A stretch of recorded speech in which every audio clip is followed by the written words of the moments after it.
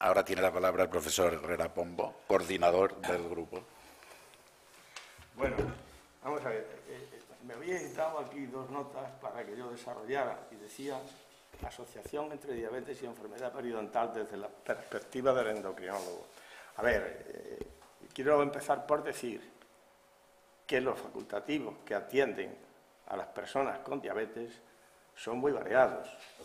Yo diría que son expertos en diabetes. No olvidemos que la mayor población de diabéticos de España son atendidas, y muy bien, por cierto, en asistencia primaria. Por lo tanto, quiere decir que ellos asumen el control del 90%. Pero, hablando un poco del tema quiero decir algo que ha dicho el doctor Menéndez. Teníamos olvidado, o no nos habíamos dado cuenta, que la salud bucal era un hecho importante que deberíamos haber considerado siempre en la diabetes. Yo recuerdo que a la mitad de la década de los 80, nuestro grupo pensó en ese tema porque hubo una temporada, esto que ocurre muchas veces cuando uno está viendo a pacientes diabéticos, una temporada en que parecía que los diabéticos estaban como muy mal controlados y no encontrábamos explicación por qué ocurría aquello.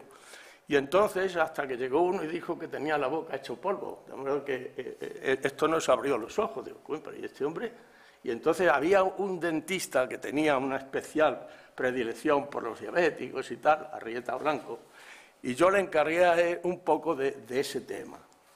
E incluso, este paciente efectivamente tenía una periodontitis y era un verdadero desastre su control metabólico. O sea que eso creo yo que fue lo que más me impactó en ese momento, cerca de los 90. Y hicimos incluso un estudio piloto con un número de casos no muy amplio y ya teniendo en cuenta toda una serie de cosas, y vimos que esto era un hecho muy importante a tener en cuenta, la salud bucal de los pacientes diabéticos. De ahí surgió una tesis doctoral que hizo el propio Arrieta Blanco y que yo le dirigí, ya con más cosas a realizar y tal.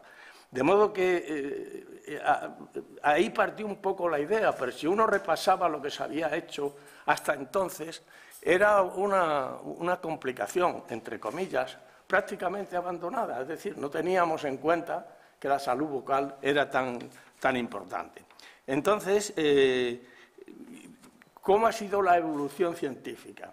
Hombre, a partir de ese momento uno ha empezado a estudiar, a leer y ver lo que se habían hecho en otros países del mundo y las publicaciones que había sobre este tema. Yo creo que una pica en Flandes la puso un autor danés, Harald Loe, que en el 93 publicó un trabajo que se llamaba Periodontitis, la sexta complicación de la diabetes. La diabetes tiene complicaciones en la retina, en el riñón, la tiene en el corazón, en los vasos periféricos, en los cerebrales y en el sistema nervioso. Es decir, ese grupo de 5, según Harald Loe, hizo un estudio curiosamente en diabéticos tipo 1, en donde uno pensaría que era más infrecuente la presencia de periodontitis.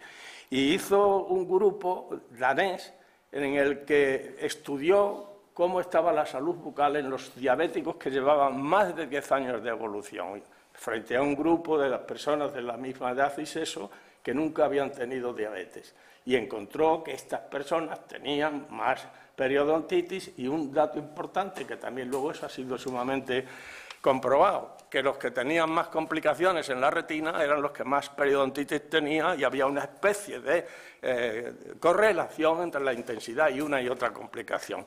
Harald Loe, que era un inquieto, se trasladó a Estados Unidos, se fue a la Universidad de Buffalo y allí contactó con Robert Henko, que era uno de los expertos en los estudios de odontología y que había hecho un estudio en estos pobres indios pimas de Arizona, que tienen digo pobres indios porque tienen una penetrancia genética para la diabetes tremenda, y todos los estudios que se han hecho en los Estados Unidos para ver complicaciones, para ver la diabetes gestacional, la evolución de la retina, la evolución de la nefropatía, el estado de la salud bucal recayó en primer lugar en los indios Pima. Luego, todas estas exploraciones que se hizo allí, Harald Loe, el danés, al que estoy refiriendo al danés, las unió con la suya e incluso ampliaron el estudio a una población de otra etnia, no de la etnia de los indios Pimas de Arizona.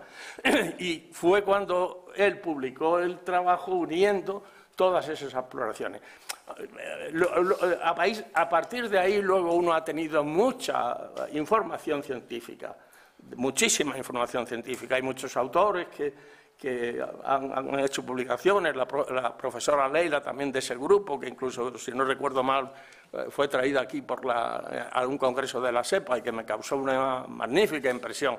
Y que además esa señora había hecho una cuestión importante, que era ver que los niños con diabetes, es decir, que los diabéticos tipo 1 también podrían tener más precozmente de lo que se pensaba enfermedad bucal, es decir, periodontitis.